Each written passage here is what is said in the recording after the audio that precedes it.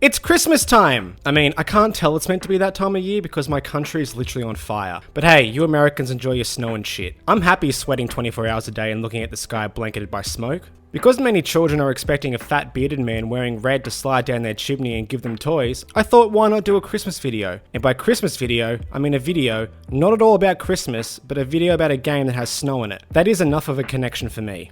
So let me tell you about the cancelled horror game called Winter, which was in development for the Nintendo Wii in 2007. Thanks Wild Potato Industries for recommending I check this game out. He is a fantastic YouTuber, and if you like my content, you will like his as well. So give that boy a cheeky sub. A link to his channel will be in the description. First off, here is some background of the developer of Winter, N-Space. A lot of my information comes from an interview with the developers conducted by IGN and the website Unseen64. I will link both of the articles in the description. N-Space was no stranger to game development. They were an American developer founded in 1994 and really found their footing in 2001 when they began making lots of games for Nintendo consoles. They made loads of DS versions of Call of Duty, created some Duke Nukem and Mary-Kate and Ashley games for the PlayStation, and in 2005 they released Geist for the GameCube. Geist was a first-person action game where the player controls a member of a counter-terrorist team who has his soul ripped out from his body, and after some shenanigans, he becomes a ghost who is determined to get his body back. I just wish I was in the meeting where N-Space decided the next logical step from making a Mary-Kate and Ashley game was to make Geist.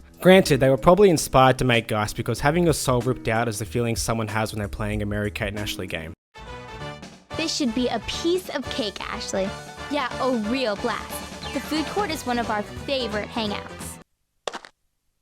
That's disgusting. Fast forward to the year 2006. The Wii had come out with its weird motion controls and ads full of Japanese businessmen randomly knocking on the doors of white suburban American families to offer Wii bowling and tennis with the hopes that dad would stop drinking and screaming at mummy. In 2007, the late president of N-Space, Eric Dyke, was brainstorming about his team's next project. He wanted to make a game that took survival horror back to its roots. Studio creative director Ted Newman told IGN, "Lately the genre seemed more about action and combat and less about actual surviving. What could we do to take the genre back to basics while adding some new twists? And specifically, what could we do to make this compelling on the Wii?" They began to talk about the setup of the game.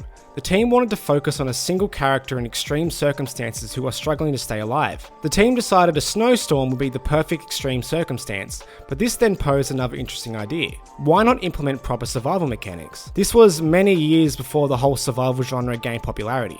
The devs began to think, what if it is really cold and it's getting colder by the minute? How would that affect the character? And could they turn that idea into an engaging mechanic? The team began to brainstorm several ideas behind ways to keep a character warm. The player could use the Wii controller to spark a fire and light some oily rags. They could find keys to an abandoned vehicle to start the engine and run the heater. Maybe the player could cut open the belly of a dead animal and crawl inside. Thus, the core idea of Winter was born. So let's get into the plot. In winter, an unnatural snowstorm has settled over a small town in Midwest America. The storm is so intense that it's closed the town off from the outside world. The player would have controlled paramedic Mia, who begins the game inside a wrecked ambulance with no recollection of how she got there. She makes her way into town to look for help, sheltering herself from the storm and trying to keep warm as the snow levels continue to rise. The town has been transformed by ice and snow. Doors are visibly frozen shut, the roads are covered in thick snow, and much to Mia's distress, no one seems to be around. As Mia continues to explore and search for help, she begins to notice something monstrous traveling within the storm. The storm is actually otherworldly, and Mia would have had a connection to it and the creatures that begin to appear. Eventually, Mia would discover what the storm is and why it is here. This story does sound pretty interesting. It is super obvious the developers were inspired by Silent Hill, which is fine by me. I like the idea of the storm hiding creatures, and it would have been intriguing to find out how the storm is connected to Mia. Speaking of the creatures, concept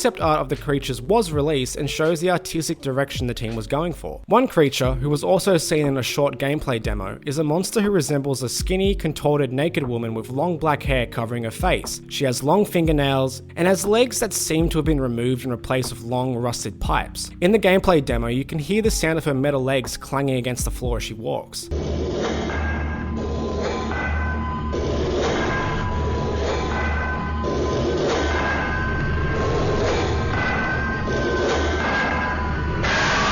Whether this sound cue would have allowed the player to stealthily sneak past this creature to avoid combat is unknown, but such a distinctive audio feature suggests that could have been the case. Another creature seen in the gameplay demo was a large dog that looked all kinds of fucked up. The last creature, which was not present in the gameplay trailer, was this Lovecraftian looking thing. It does not look of this world. It has a large blue sack thing on its back, and one of its hands has large tendrils growing from its fingers. The contrast between monster dogs, a creature that looks ripped out of a J-horror film, and this thing is quite stark. My theory is that whatever these creatures are, they are the cause of the snowstorm, and the other creatures are mutated by the storm. The developers planned for the game to have as much real-world interactivity as possible, and they wanted to take advantage of the Wii's remote and nunchuck to execute this idea. If the player walks into a room and sees a whole set of drawers and cabinets, they should be able to search them all. If I'm fighting for my life, what in this room would I use as a weapon? I could grab the broomstick and beat things with it, but maybe it's better to break it first and stab creatures instead. This is the kind of choices we want to put in front of the player. Ted also shared various other scenarios where the motion controls would come into play. In order to open a door, the player would have pointed the remote at the door's handle, pinched A and B, and pulled it open. They could also open the door slowly and peek in the door crack if they were worried about any monsters in the next area. The flashlight would have flickered at times throughout the game, and the player would have needed to tap the Wii remote against their hand until it starts working again. They detailed other examples such as cracking flares with sharp movements or shaking the Wiimote to brighten a glow stick. A big part of Winter's design was using simple gestures that make sense to immerse the player. Like many Wii games though, how well this would have been executed relied on the accuracy of the Wii remote, which wasn't very good at the time Winter was in development. But nonetheless, the team's desire to fully take advantage of the motion controls could have been a great evolution of the survival horror genre. It also could have led to some tense moments. Frantically running around, pulling drawers open with the motion controls, or altering a weapon depending on the combat situation, all sound like they would have really added to the game and made it truly unique and engaging. Winter would have been displayed via the usage of fixed camera angles, but the background would have been rendered in 3D. The devs wanted to go with a minimal HUD so that icons would not distract the player, but a reticule would have been on the screen that would have acted as the way the player would have navigated the world. They could also point their character and flashlight in a specific direction and interact with items or obstacles in the game. When in combat, the reticle would have been used to target and attack enemies. At the game's peak, 12 people were working on the project. Some were part-time while others were full-time. The team worked to create a demo and eventually worked on the design for the game and concept art in case it was picked up by a publisher. After 6 weeks of work, the developers made a video to show off to publishers at the Game Developers Conference in March 2007. They pitched Winter continuously for months and received universal praise. Publishers were excited about the game's look, the story, the tone, the genre, and the mechanics. Many publishers told N-Space they wanted to move forward with the project. The developers left GDC and felt confident about getting a publisher for Winter that would also allow them to make the game they wanted. Even though publishers were keen for Winter, the developers found that the project could never move forward. In almost every case, they were hung up with the sales and marketing groups. N-Space president Dan O'Leary explained, they simply could not get behind a survival horror title on the Wii, in spite of great sales for Resident Evil 4 and the Umbrella Chronicles. These groups were unable to support the projections required to create a viable P&L for the title. The idea of an adult game on what they perceived to be a kid's console was simply too big of a leap for them, regardless of the enthusiastic support of the PD department and the Wii's total domination in the marketplace. Dan believed Winter's inability to find a publisher was part of a much bigger problem of the Wii refusing to release darker content, and pitching anything that wasn't a kid's game for the Wii was an uphill battle. He also said the fact that Winter was new IP made it a tough sell to publishers. It's a bigger investment and a bigger risk, but the potential upside is also much greater for everyone involved. Whenever we would remind publishers of Resident Evil's sales numbers on the Wii, they'd wave it off saying, but that's Resident Evil. Of course, you can only make RE4 if you have the courage to try RE1. Some publishers suggested tying another license to the concept of Winter, which the developers were not opposed to, but that didn't get a deal signed either. Dan said publishers didn't want to step out of their comfort zone, and the Wii's new tech made them cautious. And with that, Winter just disappeared. N-Space continued to release games after their unfortunate experience with Winter, but on March 29, 2016, it was announced they had closed down 21 years after its founding. From everything I saw and read about Winter, it seemed like it would have been a really cool game. Classic survival horror is one of my favorite genres, and utilizing the technology of the Wii may have added something fresh and exciting. And the idea of proper survival mechanics and a snowstorm that is causing monsters to appear and may be connected to the player character sounds really cool.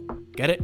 cool because it's cold in winter. That was the worst ending to one of my videos and I'm utterly proud of it. Thank you for watching this here video and Merry Christmas or whatever you call it. If you enjoyed it, make sure to give it a like, and if you are new around these parts and like what you see, please subscribe. I also have a Patreon where you can support the channel and help it grow. For as little as $1, you'll get access to my videos one day early and access to my Discord. If you contribute at a higher tier, you will get other rewards such as audio shoutouts at the end of every video, bonus content such as a Q&A video, and a monthly video where I discuss everything horror. But every contribution, no matter how small, is greatly appreciated, and I thank everyone who has signed up to my Patreon. Big shout out to Cider Tongue, Walter, Devon John Malone, and Sam Barclay for contributing $3 or more. I will see you guys in the new year. That is if Australia isn't burnt to the ground.